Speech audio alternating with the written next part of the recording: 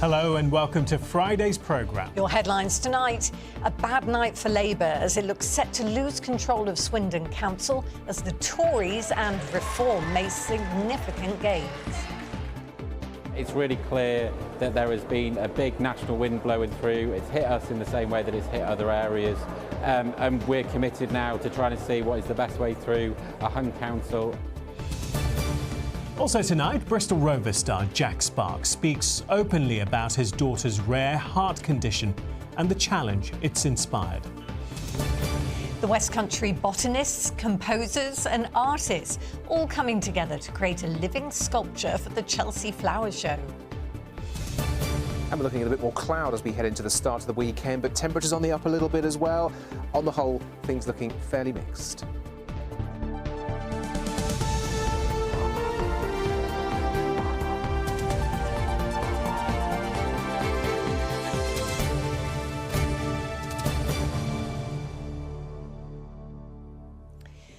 A very good evening. Welcome to the programme. First tonight, Labour looks set to lose control of Swindon Borough Council, with both the Conservatives and Reform making gains at their expense.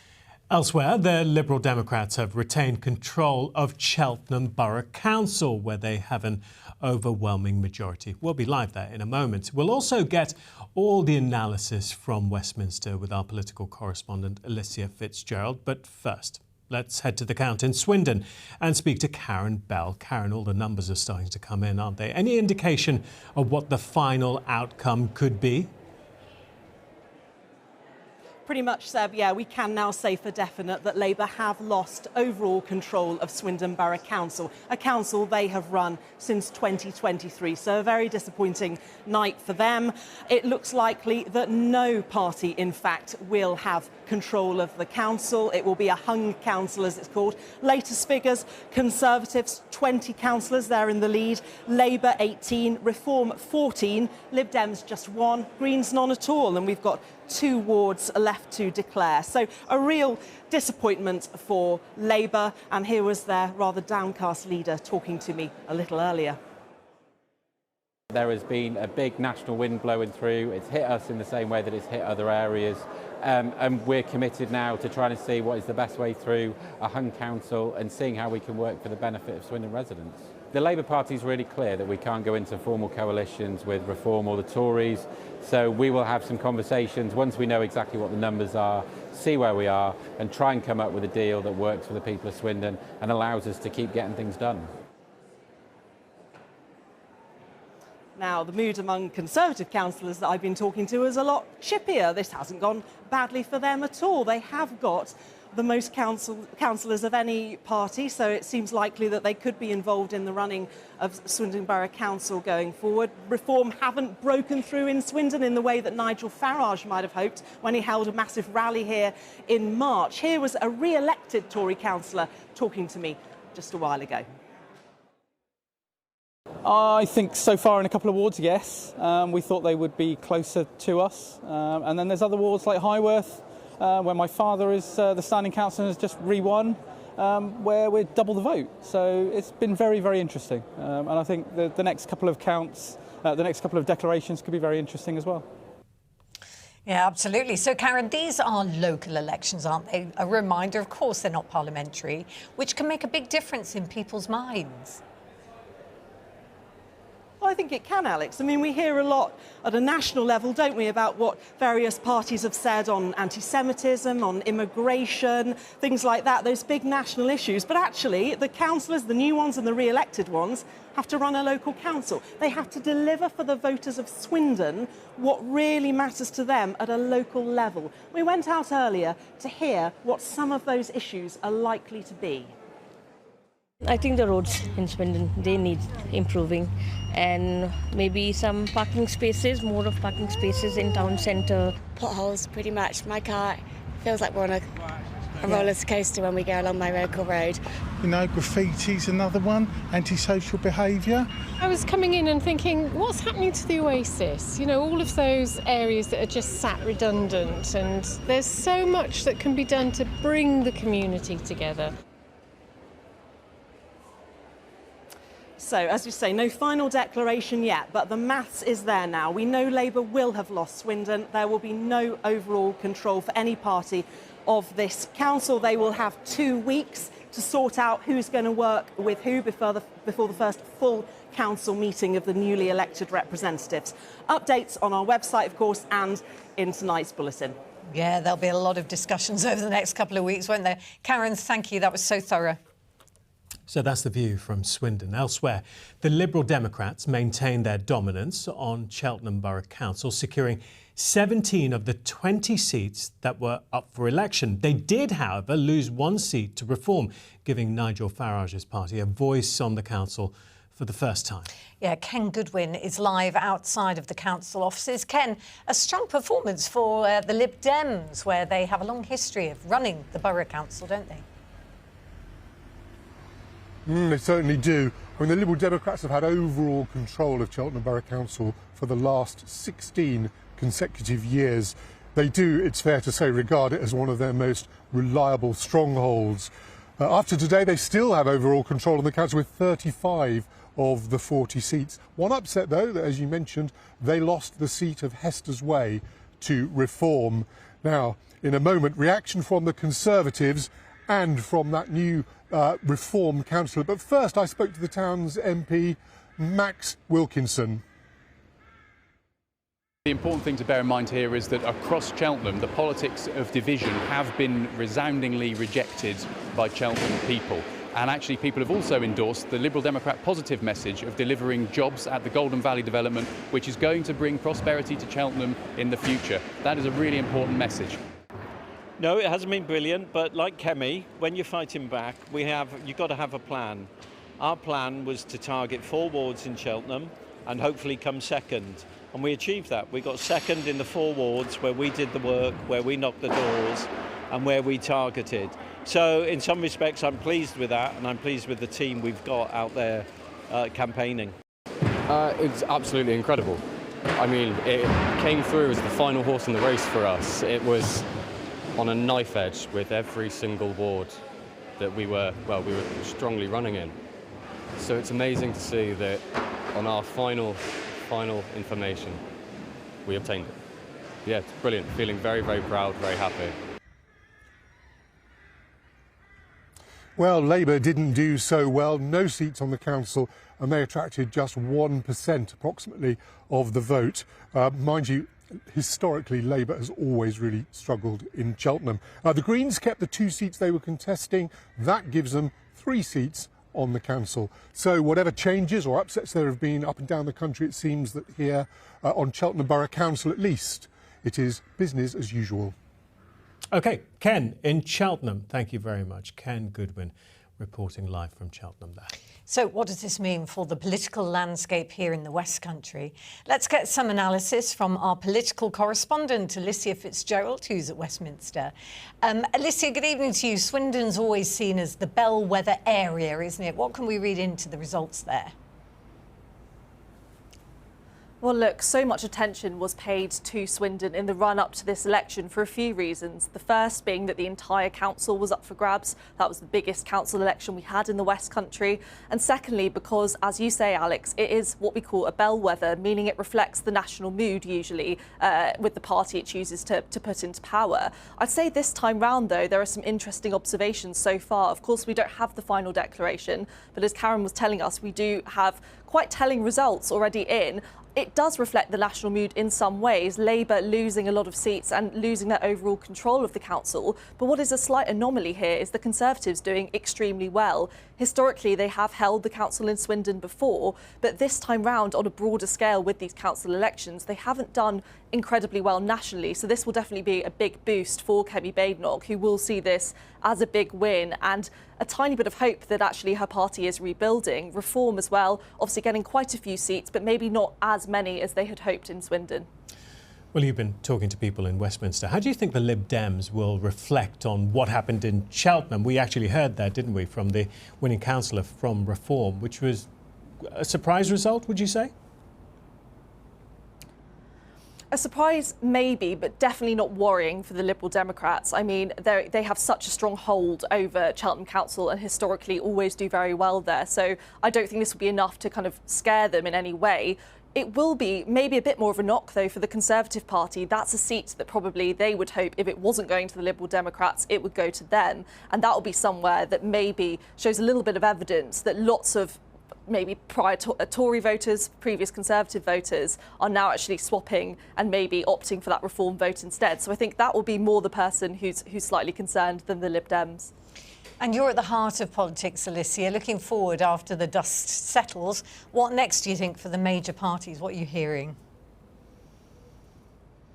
Well, look, pretty much every West Country Labour MP I have spoken to today has said something along the lines of this is very serious, this result needs to be taken seriously, and something big needs to change within the Labour Party in order for them to regain any lost ground that they seem to have lost since the last general election. That has very much been acknowledged. The Conservatives, I mean, even though they did well in Swindon, across the board it wasn't a very positive result. But for parties like Reform and the Greens, I mean, this is quite a shift. So they will definitely be celebrating and want to build on that lead, hoping they can keep that momentum up until the next general election. All right, we'll watch as the dust does settle. Alicia, as ever, thank you.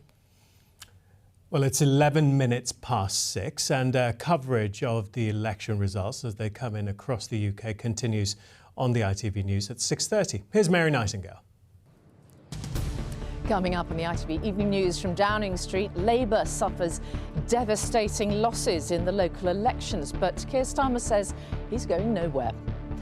While Nigel Farage declares an historic shift in British politics as Reform UK wins hundreds of seats across England. Scotland and Wales parliamentary election results too will have the latest on how all of the parties are faring. And happy birthday, Sir David Attenborough, the veteran broadcaster and environmentalist, turns 100. Would you join me for those stories and more at 6:30?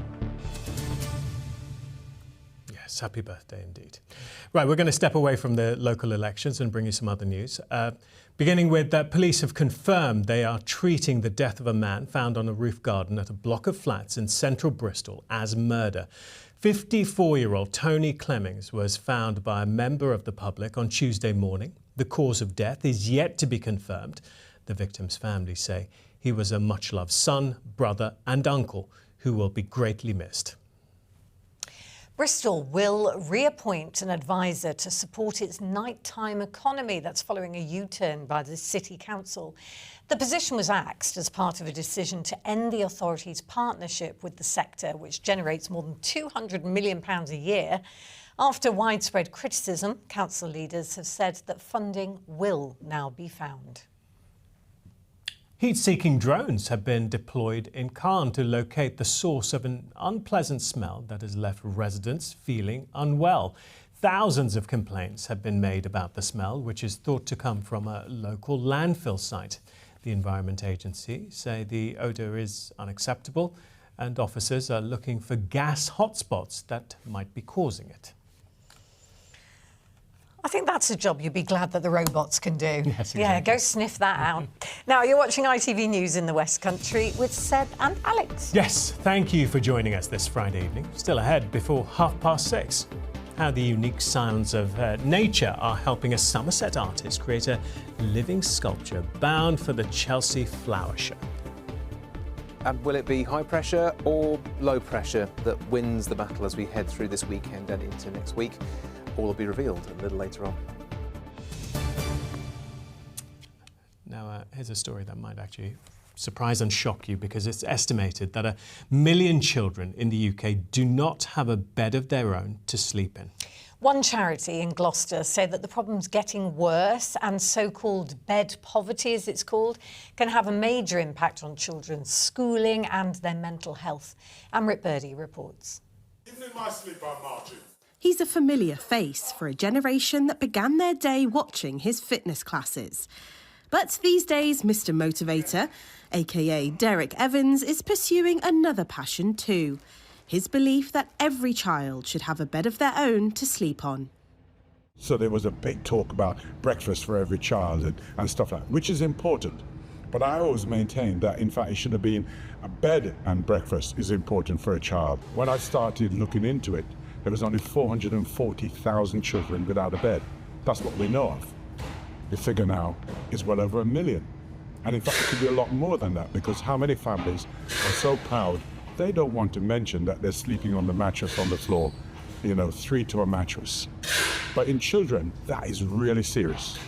And at this poverty charity in Gloucester, it's thought the problem is only getting worse. In Gloucestershire, I would say bed poverty is very common. What we're seeing more and more are clients of ours in inadequate accommodation, sort of sharing beds, not having access to affordable beds or bedding, or having accommodation that is mouldy and they're having to throw away bedding and mattresses and things like that because they're unusable.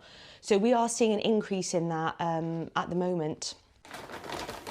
In this warehouse, volunteers are busy making up bundles of bedding and children's pyjamas to be donated alongside beds and mattresses. The ethos here is about more than ensuring a child's comfort. It's about protecting their future. We want to help children get a good night's sleep so that they can get up every morning and have the best opportunity to thrive at school. I think everybody agrees that having a good education or doing well at school, both socially and academically, is a really key way to think about those future life opportunities that can be available to you. When you're sleeping on the floor. The extensive impact of child bed poverty is explored in a short film released by Mr Motivator's Bed Bank, alongside a petition calling for the government to recognise bed poverty as a national issue. The government told ITV News they are committed to tackling poverty, and their £1 billion multi-year crisis and resilience fund is to help prevent households from falling into crisis and can be used to help provide essential furniture items, including beds. Amrit Birdie, ITV News. Really important and great to see Mr Motivator behind it Yes. as well. Now, Ross joins us in the studio to look ahead to one of Bristol's biggest events. We've got Sunday, we've got the half marathon, haven't we? So fundraising, personal bests, breaking records, all happening. Exactly. When you talked about Mr Motivator, I thought you were going to mention me. I was like, no, I'm not Mr Motivator. Yeah, I'm not Mr Motivator. cultural reference. But I'd say, no, there could well be a lot of records broken actually this weekend. We'll have more on that over the weekend. But more than 25,000 people are expected to be taking to the streets of the city across the half marathon and 10k events. There is a slight twist though. This year, the course will actually be run in reverse. So if you're doing it, make sure you've looked at that. Today, there was a launch event though with some of the runners who are taking part for a variety of reasons.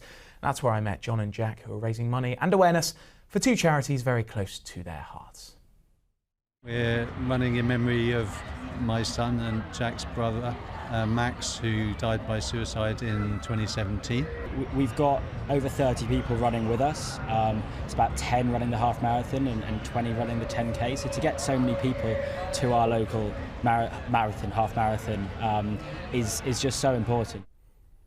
Yeah, good luck to everyone taking part. And among the thousands of runners taking part in that half marathon is one man who has plenty of experience of being cheered on from the sidelines, but in a very different setting. Bristol Rovers player Jack Sparks is swapping his football boots for his training shoes to take on the challenge, along with his partner Abby. It's all in support of their daughter, who was recently diagnosed with a heart condition. I've been to meet them all at their home.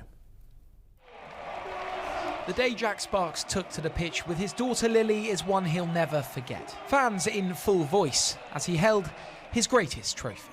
But it's away from the chaos of life as a footballer and at home with his partner Abby, he's faced with a parent's worst night. That's it. Daddy will help you this time. You okay? Lily was diagnosed with a rare heart condition in October of last year. She'll be okay. And is now facing open heart surgery over the coming months. Steady. She's a joy, she's amazing. She's just a joy to be around, the light of our lives. It means everything to us. As much as we were so pleased that our baby daughter had come into the world, we were nervous. We always said there was something not quite right, we thought, and because she kept getting poorly, it just added to our anxiety. I think I speak for every parent. You just love your kid as much as you possibly can and try and make them as happy as possible. I think we've definitely got our heads around it now. At the first few weeks were difficult for us. It's a side that fans probably don't see. Yeah, we are human, and lots of things happen in lots of people's lives that, it makes a big effect on that. They've been helped by the British Heart Foundation. It's the support from other families and the football community, though, that they've been humbled by. I think we're anxious, and to be honest, we probably just feel bad for Lily more than anything. She doesn't currently understand what's going on. The fans from every club that I played for has been so supportive. We're just trying to have a really positive year because we sort of know it's coming. We're just trying to give her a really positive lead up. Footballer, father and now fundraiser, this weekend swapping his boots for running trainers. He and Abby are both taking on the Bristol half marathon. I'm really excited to experience it and know that we've raised the money while we're running. We've never done anything like this between us both, have we? No. So quite excited to experience it for the first time. We're raising awareness for such an important charity that so many people have to turn to. And obviously Lily's going to come up as well, so she'll be watching, which spur us on. Yeah. Together, they've already raised around £6,000. The bigger thing for them, though, is raising awareness and thanking those around them for supporting a cause that's now very close to this family's hearts. And our thanks to both Jack and Abby for speaking. Exactly. Yeah, it's obviously an incredibly traumatic thing that they're going through at the minute. Lily has a hole in her heart. She's just sort of building up strength to have surgery. So yeah, what they're doing, raising awareness and obviously raising a lot of money, nearly £6,000 is really, really impressive. So yeah, best of luck as well. It's always the age-old question. Can a footballer run a half marathon? How fit are they? Well, we're going to find out. We're going to find out. And lots of love to little Lily as well. Yeah, exactly. Yeah. Thanks, Ross. Thanks, Ross. Next tonight, the living sculpture designed in Somerset, which has a very special quality, the ability to create music. Yeah, the team from the West Country created the intriguing installation. Victoria Davis has been along to find out more.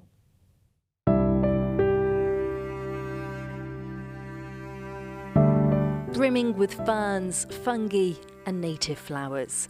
This is a living sculpture designed by a botanical artist from Somerset and a florist who's using plants grown in the West Country. We all are inspired by fairy tales and magic, beautiful nature.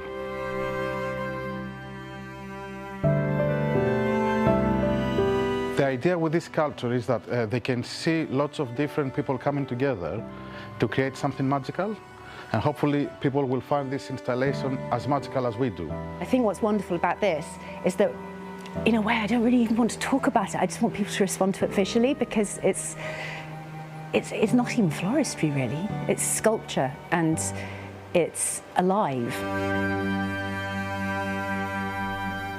This exhibit has been selected for the Chelsea Flower Show as part of the Creative Spaces category. It's been built from upcycled computer circuitry and lime-soaked hessian and is covered in woodland plants. A sculpture described as where the World Wide Web meets the Wood Wide Web. And it's taken a team of experts to create it. It's not something we've ever done. We've not actually been going for too long, so actually we were like, what an opportunity. We never envisaged that mushrooms would make such a sort of statement piece and that it would be our mushrooms, and it's just a very proud moment, really. Well, mushrooms are all about collaboration anyway, so the fact of working with all these other people on a project where everybody comes together, but you need every part to make it work. The visitors at Chelsea will not only be able to look at this sculpture, but will also listen to the plants making their own music. If I turn this device on, it turns the electricity from that little fern that's growing there. There you are. So we're hearing a fern? Yeah. That's incredible. It's cool, isn't it? What do people think when they listen to this? I hope it makes them feel excited and perhaps a little bit kinder. I think we need to learn to be a bit kinder to nature. At this barn in Somerset, today is a dress rehearsal.